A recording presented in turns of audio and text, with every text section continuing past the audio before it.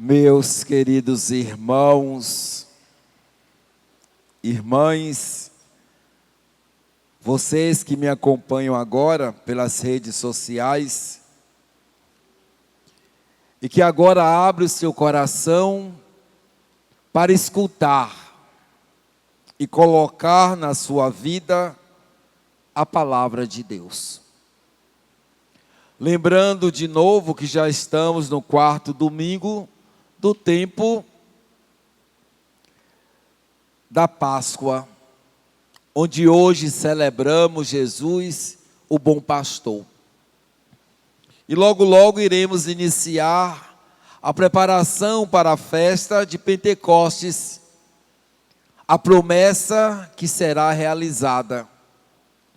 Voltarei para a casa do meu Pai, mas deixarei com vocês o advogado, o Espírito Santo Paráclito. Isso tudo é para a gente se lembrar, não é? Como o tempo, ele está sendo rápido. Uma velocidade fantástica. Significa que cada dia estamos mais perto de Deus e longe do mundo. E por isso precisamos nos preparar para sairmos deste mundo, não é? De uma forma gloriosa. Porque dois eventos marcam a nossa vida com profundidade: nascer e morrer. Por isso não podemos ter medo, mas precisamos nos preparar, porque o final dessa peregrinação terrestre é a entrada na peregrinação divina. Saio do mundo e entro no mundo da espiritualidade, onde de fato a gente vai reconhecer que nós somos seres espirituais vivendo experiências humanas. E quando as experiências humanas acabam, nós somos revestidos da nossa natureza divina, que recebemos com o sopro de Deus no dia da criação.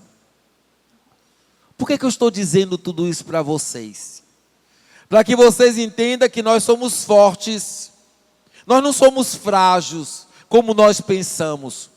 O nosso corpo sim, somos feitos do pó, mas dentro deste vaso feito de barro, nós temos uma força imensa que mantém esse vaso de pé, que é o sopro de Deus, que nós recebemos no dia da nossa criação. Então nós não temos por que nos lamentarmos, não temos por que sofrer terrivelmente, porque nós sabemos que tudo isso passa e a eternidade só encontramos em Cristo Jesus. E lembrar, não é? Que o sofrimento, as dificuldades, fortalece e faz de nós verdadeiro exército, homens e mulheres fortes, de pé, prontos para ir para cima das dificuldades do mundo.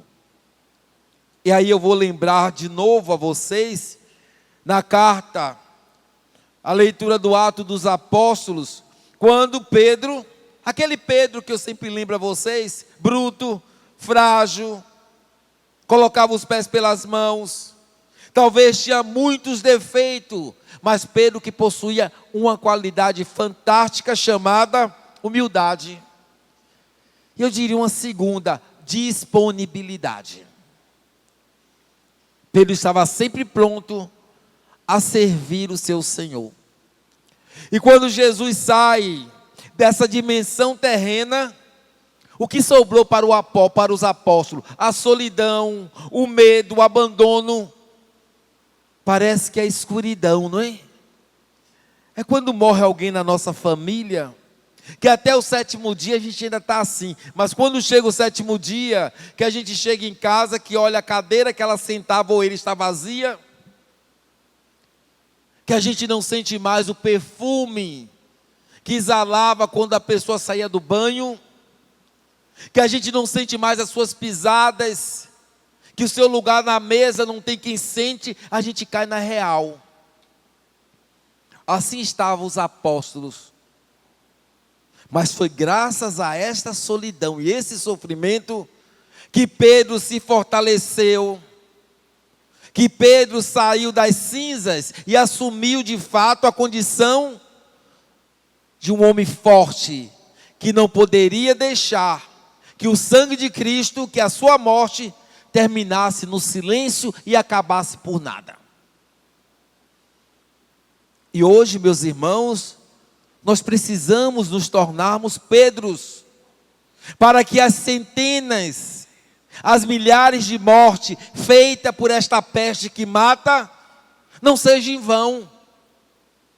Nós precisamos estar preparados agora para lutar e mostrar às pessoas que essa maldita peste, ela não vai nos derrubar. Pelo contrário, cada morte, cada pessoa sepultada, vai nascer dentro da gente uma força do Espírito Santo para batalharmos até o dia que nós vamos colocar essa peste debaixo dos nossos pés.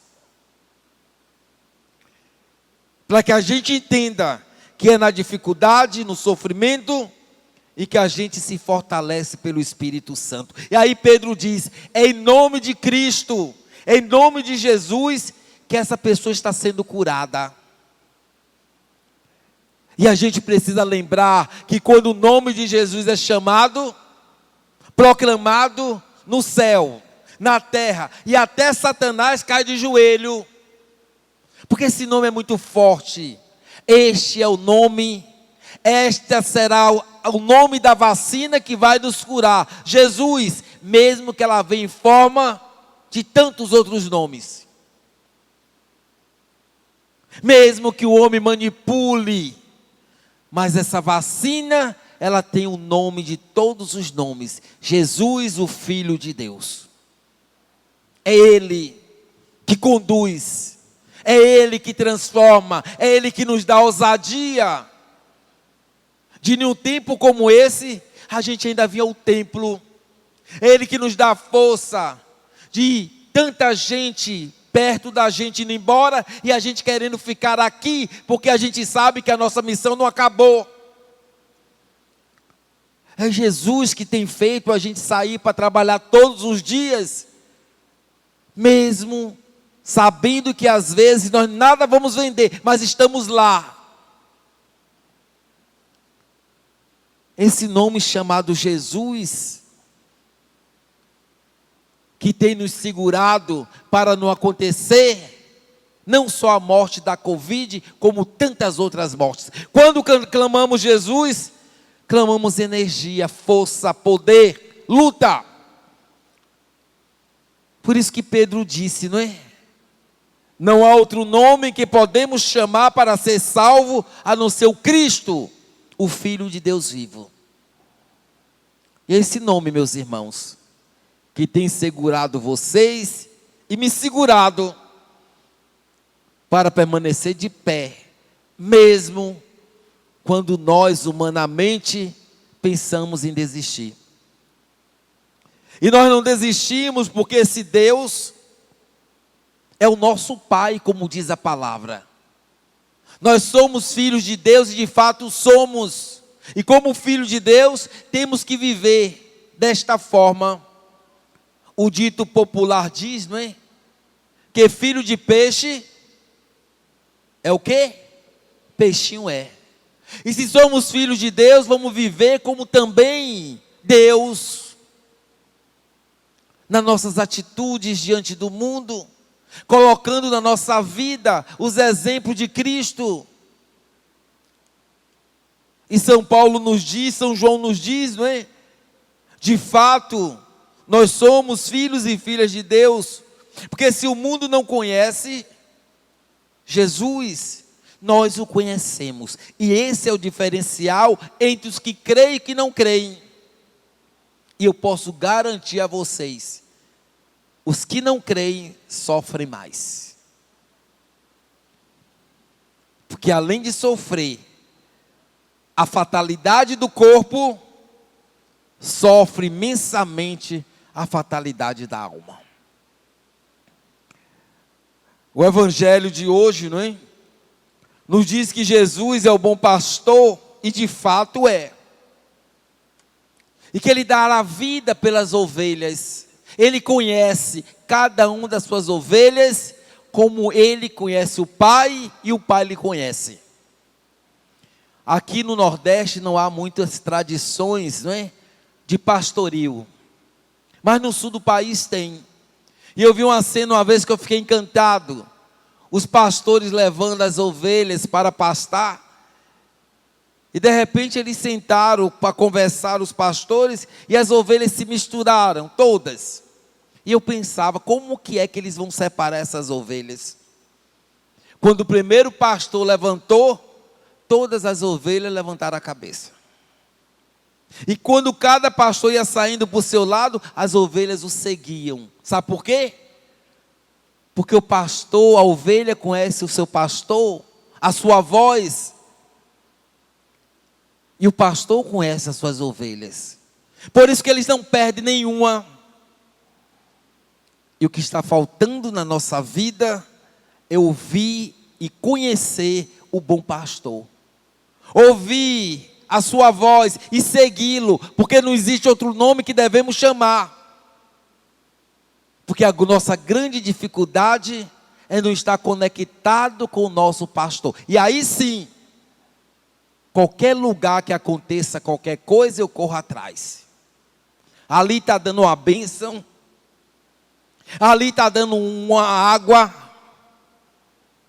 É falta de conhecer o seu pastor. Porque quando eu conheço, meu Deus, nada mais me interessa. Eu não preciso de mais nada. Eu não sou contra o ecumenismo. E respeito as igrejas. Mas eu não vou sair da minha igreja para visitar a igreja que o pessoal de lá não vem na minha. Tem evangélico que não pisa o pé na igreja católica. Mas a palavra de Deus diz, não é? Olha aí, existem outros que não estão fazendo parte do redil. Mesmo não estando parte do redil, eu vou cuidar deles também. Não diz essa palavra? Agora, católico, tudo que tem na igreja dos outros, vai. Ah, padre, não quer que tem? Tem! Chame a pessoa para vir na sua igreja. Se na minha igreja não cabe ela, dela não me cabe. Mas nós não temos conexão. Nós não conhecemos a voz do pastor. Nós não somos convictos de quem é o nosso Deus. Eu não preciso ir em lugar nenhum. Se na minha casa tem comida, eu não preciso ir para casa de ninguém comer. Ah, então não é para a igreja evangélica? Posso ir, até eu já fui. Mas de pastores que eu convidei, vem na minha igreja. De fiéis que eu convidei, vieram na minha igreja. Se não vem na minha igreja, eu não vou na deles. Aí falta a convicção das nossas ovelhas, que por qualquer coisa, perde o rumo. Que por qualquer pequena necessidade, nega o nome de Cristo e não o conhece. Por isso que o pastor chama e a gente se torna desobediente. Hoje, celebra-se o bom pastor. E não é fácil ser um bom pastor. Porque o bom pastor é aquele que se preocupa com os fiéis.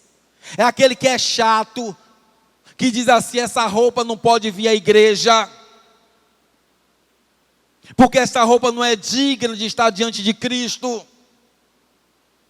O bom pastor é aquele, não é, que se consome.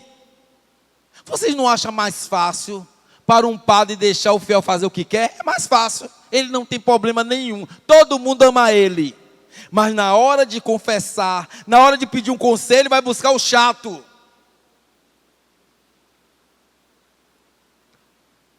O pastor, ele precisa se preocupar com as ovelhas. Todos os dias eu digo ao Senhor, se eu não entrar no céu, eu não quero que nenhuma das minhas ovelhas fiquem fora. Porque eu posso até não entrar, mas eu tenho obrigação de colocar minhas ovelhas dentro do céu, porque essa é a missão que eu recebi do Senhor. E às vezes, meus irmãos, a gente zanga, não é?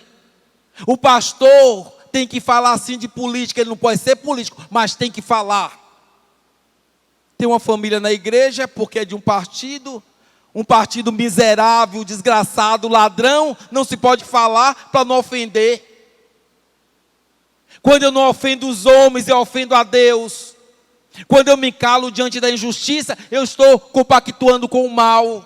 Por isso que Jesus morreu. E a gente precisa entender isso.